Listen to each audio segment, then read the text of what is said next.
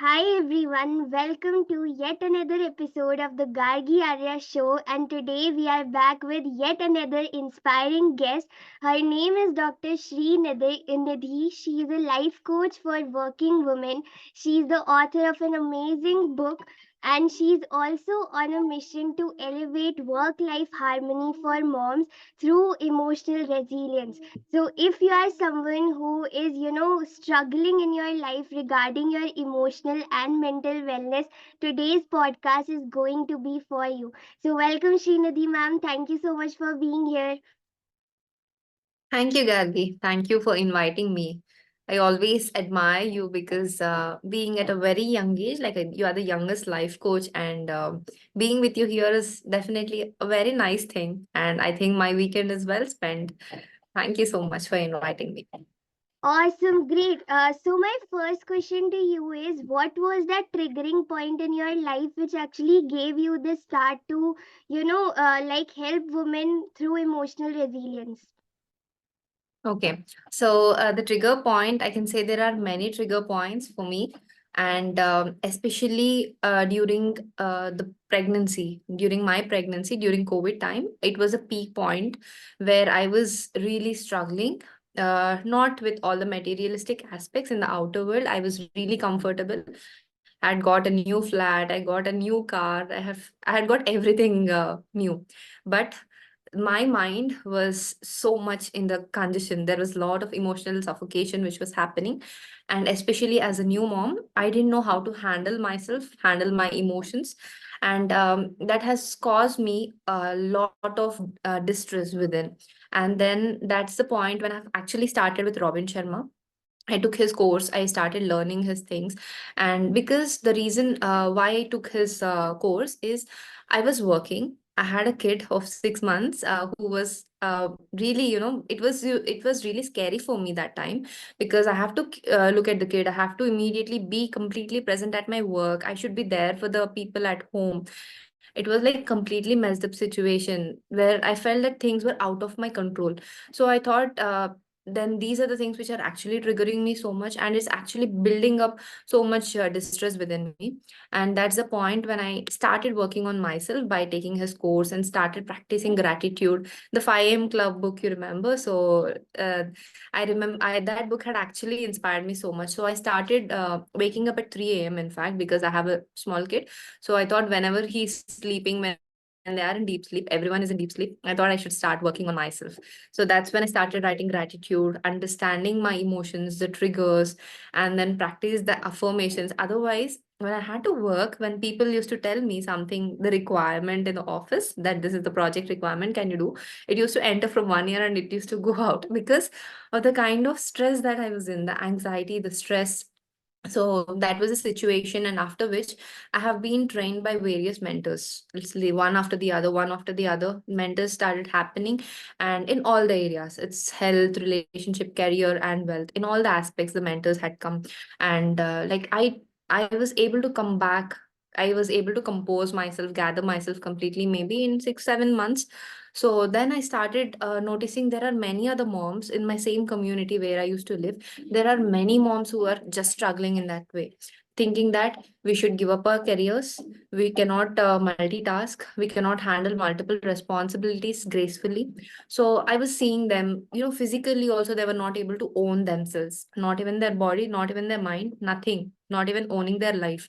So that's when I understood that taking charge of their life, owning their life and owning their actions, thoughts, basically taking responsibility of their own life is what is important. Is then I realized and started helping few of my friends, and that's when the journey has begun.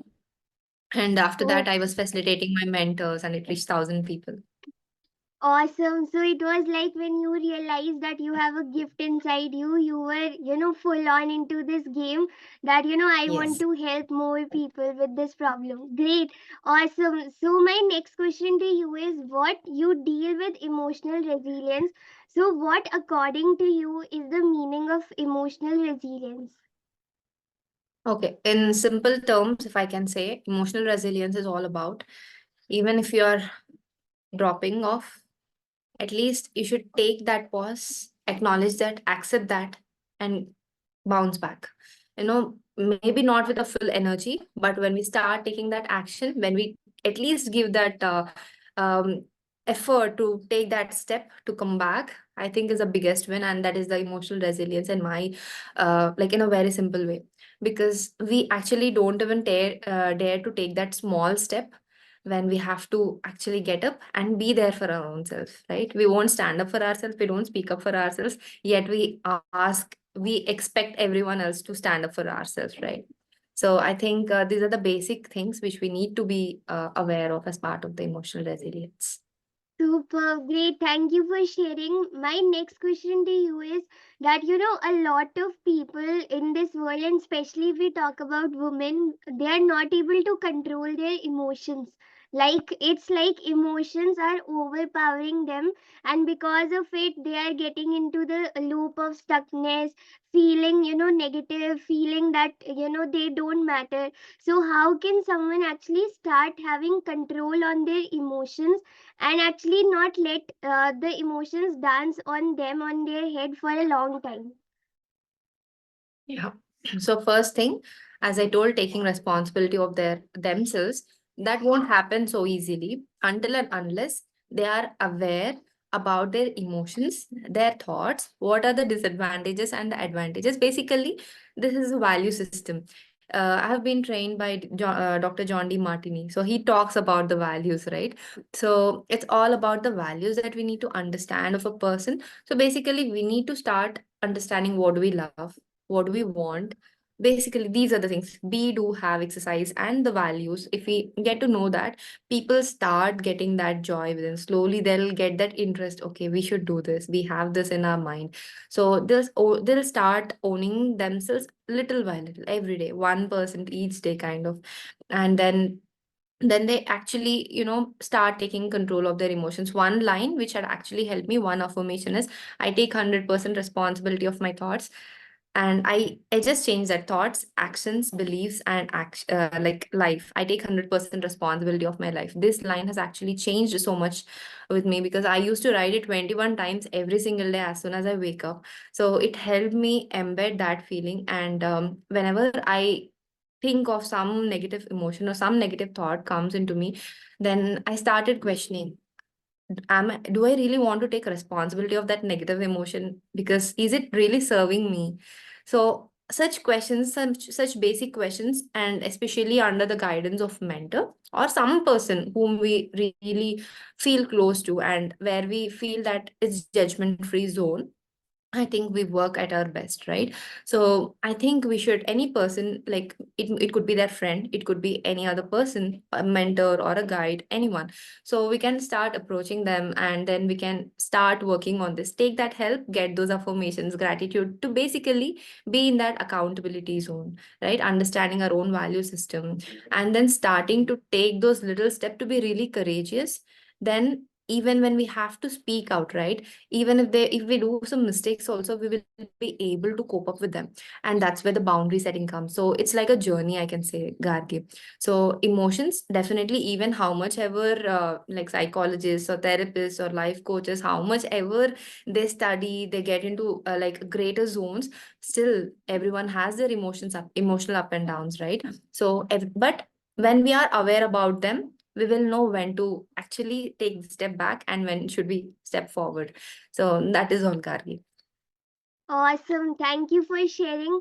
My next question to you is that you spoke about boundary setting also, and that becomes very important in every person's life because they need to set their own boundaries so that they can actually give time to themselves. But especially women, what I have seen is they are always into like saying yes, yes, yes to every person who needs their help, because at the end of the day they don't want to say no just to become bad for somebody else. So how to deal with such situations, and what would you recommend to such people out there, that saying no also becomes important, and how can they start taking those action steps just to start with the baby no? Yeah. So I can give my example.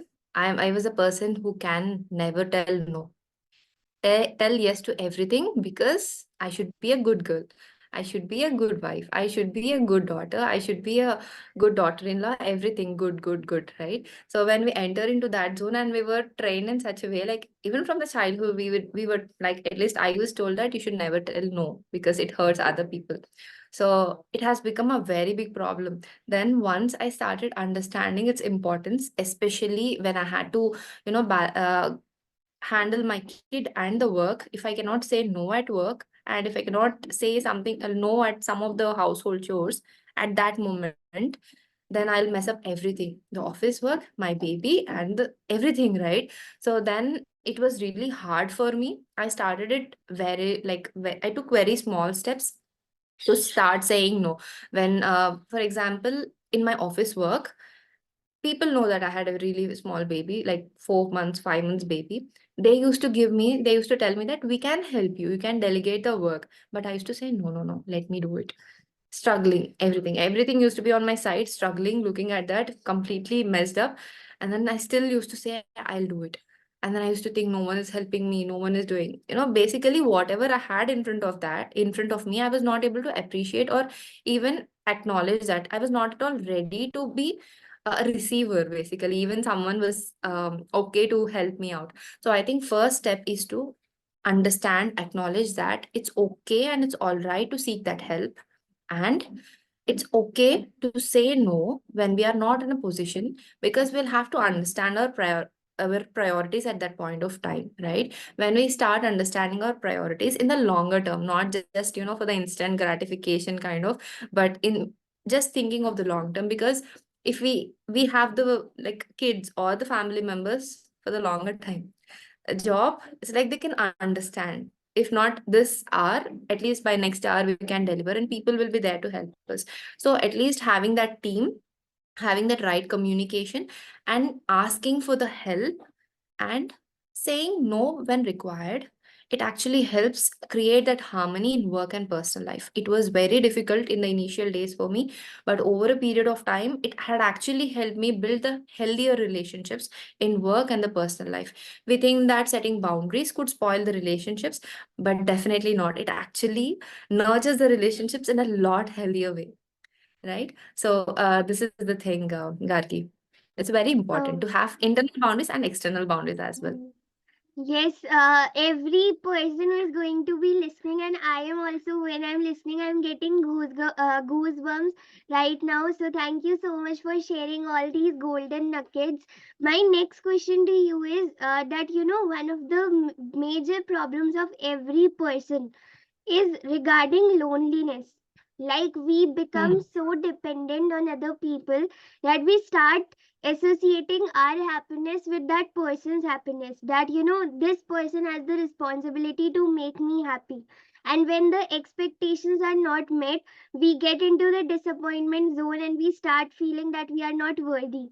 So, how to cope up with this feeling and how to start enjoying being alone, because that's something we need to realize, because always we can't have that one person with whom we can share our heart out. So how to deal with this? Okay. So, in fact, I was the only child to my parents. I used to be alone at home. Maybe from the class 3 or 4, I used to be alone at home. Then people used to ask me, "What will you do?" I used to cook food. Like even as a little girl, I used to prepare some bale and some other thing. I used to do the painting, some artwork, or I used to clean home. I used to enjoy those basically. So what happens is, later, for kids or anyone, we start having that environment where we tend to listen that you are the only child. I'm just giving my example so that people can relate. So I didn't have the feeling that I was lonely till that point of time, maybe eighth standard or ninth standard. But when I went to some functions or the relatives' place, they used to say, "You're the only child, so you might be feeling lonely." I was trying to embed that into my mind, that okay, maybe I should feel lonely, maybe I should feel lonely, that kind of. So I was trying, but it was not working out. But when we are exposed to such situations over a period of time, at least for a stretch, then we start really feeling lonely. And even if someone, even if we have a good company around us, we won't be able to be in that company, because we'll stop appreciating whoever is there in front of us, and we will not be able to see with our eyes, because we are all put the shades in front of us, right? So, and especially when during this time, at least this generation, we see that many friend, like we have lots of friends, lots of relatives or the cousins, and we completely depend or rely on the emotion, rely on them emotionally, right? Because if we have to share something sad, we have a person. We do not acknowledge and accept that and address that emotion. Rather, we go and vent it out and we think it's sorted. But that actually happens as a pattern at every stage in their life.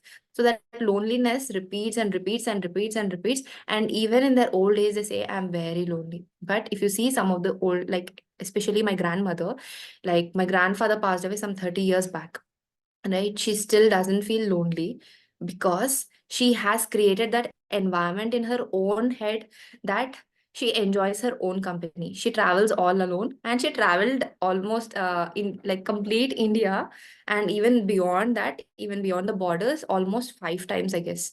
So when we start enjoying our own company, that is to actually start giving that little time for ourselves, doing what we really love, what actually matters to us, what helps us be really healthy, not only physically but also emotionally. So such things, at least picking one hobby or some random interest, or at least being completely present with our own self for at least 2 3 minutes. We have one exercise called as the VAK in NLP. So visual, auditory, and kinesthetic. You might be knowing that. So even when we do that, we'll be completely aware of what's happening around and what we should grasp and what we should not, right? So when we start doing small exercises, what happens is we'll be aware of our own self. And when we know our interest, we would not be actually relying on someone else so much emotionally, and we'll know how to get back onto track. And I think once we start enjoying our company, I think like it doesn't matter much, even if someone is setting too hard boundaries on us. Yes, I totally resonated with your point that when you said that, even when you are sharing with that one person, you feel it's sorted, but it's not sorted. It's just Yeah. repeating again and again. And every time when something happens with you, you are looking outside in the world to share it out, but it's actually building up inside you. So that was something my key takeaway, because I think I resonated with you completely. And whenever I am feeling a little low, then I just look out for that one person and I feel it's sorted, but it's actually not. So thank you for sharing that point. My next question to you is that, basically, what self care for you? And there are times in everybody's life when they just want to give up, when nothing is working out, and they just want to give up on everything. They just feel like, why to do this? And they just want to stop. So what would be your advice to such people? Yeah. So everyone faces that, especially you might be facing during your college days as well. We study so hard for the exams and we feel this is all needed. We'll be too much tired. And you know something which we do not like, the subject which we do not like, maybe if we spend so much time on it, maybe a day, we feel that is this really needed. Let this be done. Let me get the pass mark in it. That's how things happen even during engineering. Like, if I think still you are in the +2, is it done? Yes. No, no, Yeah. I'm still So when giving. you are in engineering or something. Okay, so then you'll be knowing, like in the last year, no, after studying for 3 long years, and final year will be like, okay, some will anyways get it. We'll be in that zone, right?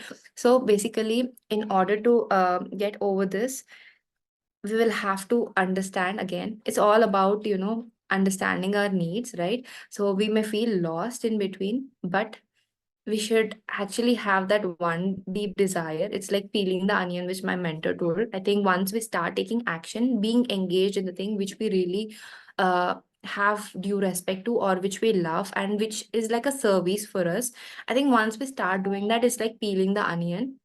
And once we start doing that, we'll understand the core of it. Like automatically we will start getting up every single day. I told you, right, I used to wake up at 3 a.m in the morning. That was the time. What should I, like, people used to ask me, are you mad waking up at 3 a.m and doing writing all the books? I used to have a pile of books, like 6 books beside me, all the journals. Like I bought brand new journals from the crossword, and I used to sit and write as if it's an assignment for me. So people used to ask me, like, especially my family members used to ask. Then I used to say, no, it's very much needed. Sometimes I used to definitely feel lost, and I used to think that, is this really needed? Then I used to add some kind of masala, like kind of colors in it, so that it brings back that interest. So we will have to identify. We think that uh, we are lost, but we definitely can seek help, and we can take that one little pause and come back, because that's how the systems and processes are in place, right? Once we have those systems and processes in place, I think we'll not feel lost. Even if we feel lost, then we'll be again back on track. Once we start tasting those small wins, I think even if we give that pause, we'll again come back to the track. So yeah. Amazing. Thank you so much for simplifying everything. And I'm sure to all the people who are listening to this, podcast, they will get so many key takeaways to follow. So, since you mentioned about journaling, so can you tell about, is there any format anybody needs to follow regarding journaling, and or how should it go? Like, because whenever I talk about journaling, the first question which I get is, what's the format to journal out? So, Hmm. and how it actually helps, how journaling helps, and how do you do it? So, is there any book you follow? So, you can just tell about it. Okay. So I didn't follow any format for journaling, because I started journaling when I was like a small kid, maybe when I was 8 years old, because we had a lesson in my Telugu book. My class teacher told that you should, I don't remember the name of that person, like a person in the story, but she used to write diary every day. And then that's when I started asking my father to give me a diary, and he every like December 30th, by December 30th, I used to get my diary. So small diaries, I was a little baby. I mean, I was a little girl that time. So he used to get me the small diaries, and I used to write. What I used to write is all about what did I feel on that day? What are those things which made me happy? Those are the little things which I started with. And over a period of time, what has happened is I used to vent out everything on that. So once we start venting out everything in that journal, we will be basically aware of our emotions. If not on the second day or third day, by at least by day 7, you'll be aware of what are those patterns that are repeating, what are those thoughts that those are repeating, right? So there is no specific format, I can say, but we can start writing some positive, like the victories whichever we had during that day, small wins at least. It could be you didn't feel like showing up at work, but still you have shown up at work and you have performed well, or even at least you spend that day well, balanced in a balanced way. So that is a win. So you can write it in a journal, so that when we start appreciating our own things, we feel energized. And when we start also jotting down the points with respect to the triggers, like when is that a moment which I felt really low, when is that moment which I felt triggered, when is that moment I felt a little anxious. When we start jotting these points, I think it helps you release all those emotions, the stress, basically all that from our head, and it helps you relax in a lot better way. So it's like a brain writing, no? We also have this graphotherapy and all. So I used to practice it when I was in 10th standard, like 2008. And then like I learned it that time. So it used to help me so much, and it used to help. I didn't have any friend, I mean, whom I depended emotionally, at least when I was in engineering and all that stuff that time. So journaling had helped me so much, because it has become my best friend. Super. Thank you so much for sharing. So I am sure that all the people who are, willing to start regarding this journaling, they can just go ahead and without any format, they can just start asking the right questions to get the answers. So my last question to you is, like, out of all the messages that you have shared and all the golden nuggets, is there any last message you would like to tell to all the women who are listening to this? Yeah, one thing which I would like to say is, You'll definitely be more talented, and you'll be multifaceted woman.